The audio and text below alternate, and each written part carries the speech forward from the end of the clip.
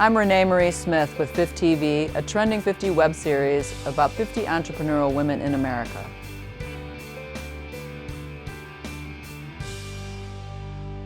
Hi, Shira-Lee. Thank you so much for being with us here today. My pleasure. You know, there's so many exciting things about you on the internet, but what we all really want to know is, what is your guilty pleasure? It feels guilty to me because it's my own time, but I've been painting and doing 4x4 canvases in the same color palette, usually this color that I wear, and I've done about 50 of them, and they can be done in about an hour, and then I have a piece of art, and it's so exciting for me to have found this passion. That's something different, but I feel like all the arts, infuse one another, and going to a museum, you can get an idea for a screenplay, and then I've been playing the piano and singing just to myself. So can we buy your art yet? Not yet, no. I'm deciding to put it into a huge, big, like a lucite frame with the 50 little works, and then I'll start something else, but I've always wanted to create art. That's brilliant, that's brilliant. And now you were born in South Africa and moved to Texas. That's an interesting transition. Yes, very interesting. Share with us how that's influenced your life in the creative arts. Absolutely. Well, first of all, I was born in South Africa at the height of apartheid. So it was a very difficult time. And my family left to get away from the political situation there, and we arrived in Houston. And while I was in South Africa, I had a career. I was a professional actress from age 10. And then I arrived in Texas, and I was like, what planet am I on? I don't understand them, they don't understand me. And it was very difficult at 12, you're at that, 12, 13.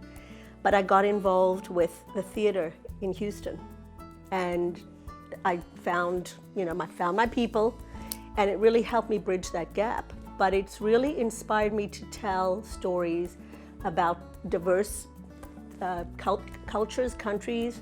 I think coming from a country like that, I have a real sensitivity to definitely exploring a lot of different stories, not just sort of the typical.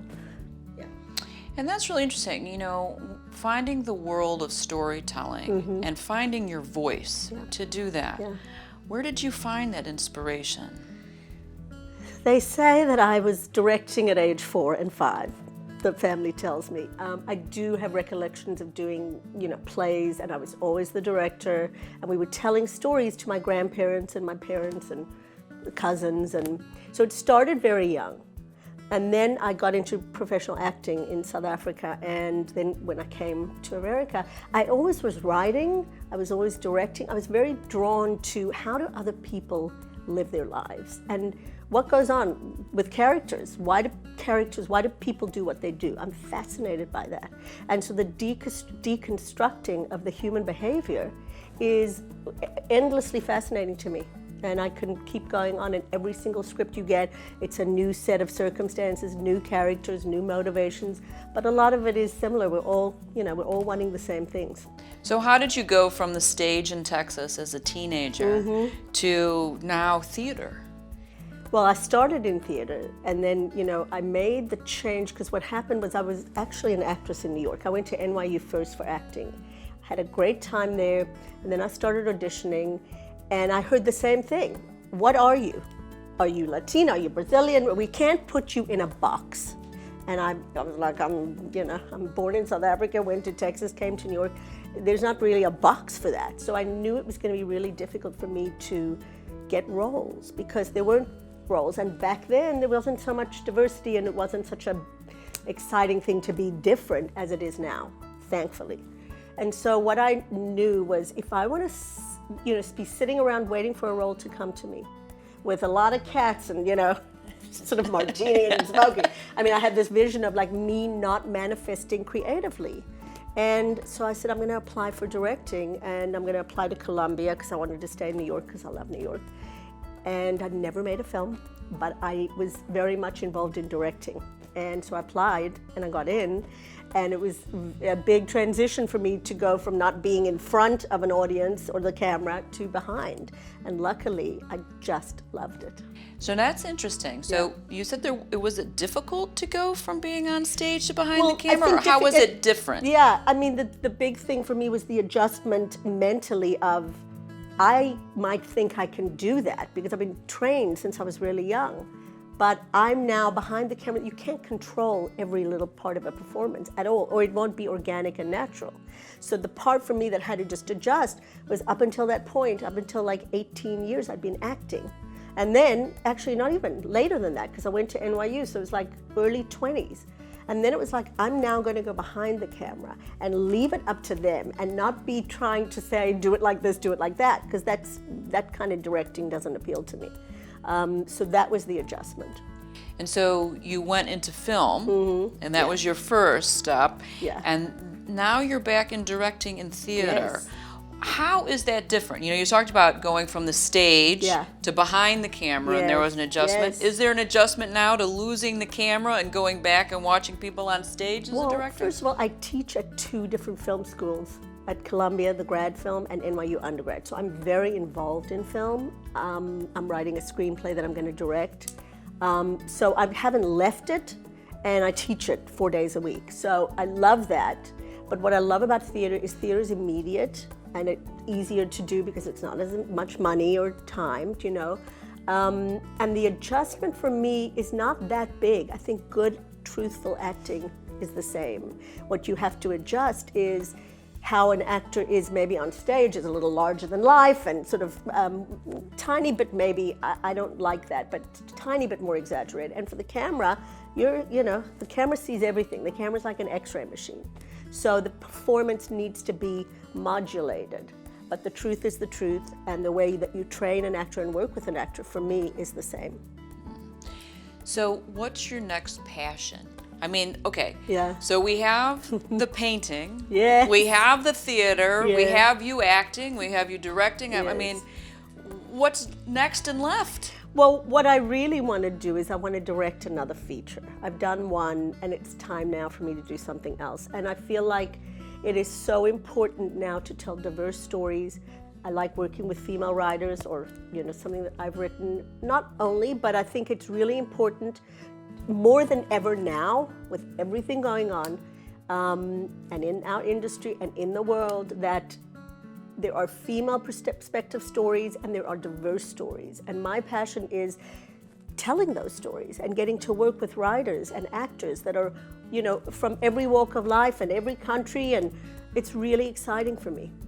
And what advice would you have for women getting into your industry now post Harvey Weinstein? Yes. Well, first of all, get yourself a community. Get into a community that you trust and you feel you can create with. Do not wait to be handed projects. Create your own. Whether it's a reading in your apartment or a little production somewhere, write a short film. Don't wait for other people to give you the chance, because you'll be waiting. Or sometimes a lucky break comes along, but you want to make your art. And the other thing is being true to yourself. If something doesn't feel right, listening to your gut, and don't do it. Don't do it. Thank God the whole thing came out with the whole Me Too and Harvey Weinstein, because I think everybody's a lot more careful now, and the men in the industry cannot get away with what they were doing before. So I think it's better for young women who are coming in, but they still have to be alert. And that's very powerful. I mean, I like that. To tell women, Yeah. write it, create it. Totally. There's no need to wait. And Don't wait. Yeah. Trending 50 is all about conversations like that. Starting the Great. conversation. Because true change comes when someone hears a conversation and they contemplate, maybe I should look at things a little Totally. differently. And one of the things we're promoting now is empowering women through women being part of the conversation about what our culture thinks of success. Great. And I would really like to hear how you define success in your life. First and foremost, I feel success in my life is that I get to do what I love every single day. I'm either teaching it, or I'm creating, or I'm directing, or I'm playing, or I'm doing art, playing piano, doing art. I get to do what I love. A lot of women have dropped out of the industry, and men too, as it gets older. It's a very tough industry, but I've been able to continue doing, as they say, follow your bliss, doing my passion. So that's success for me, a big part of it. The other part is listening to my gut, remaining teachable, that I can learn something every day. I learn from my students, I learn on every production I do. I want to learn, and I don't know everything at all. And the minute I think anyone thinks they do, you constrict your education of life and of the arts. So remaining teachable, and also, again, what I said before is listening to your gut instinct. Your gut instinct is a big part of your talent. So if it's telling you something about, directing and, how it looks or how the actor's playing something, every time I've listened to my gut instinct, it has steered me right. And the few times I haven't, I've had to, readjust, because I've had to learn to listen to myself. Yeah. Well, thank you so much for being with us today and sharing your voice and your insight. Wonderful. You're a great interviewer. Thank you. Thank you very much. This is Renee Marie Smith. Thank you for watching 50TV, a Trending 50 web series. If you enjoyed the video, hit like and share.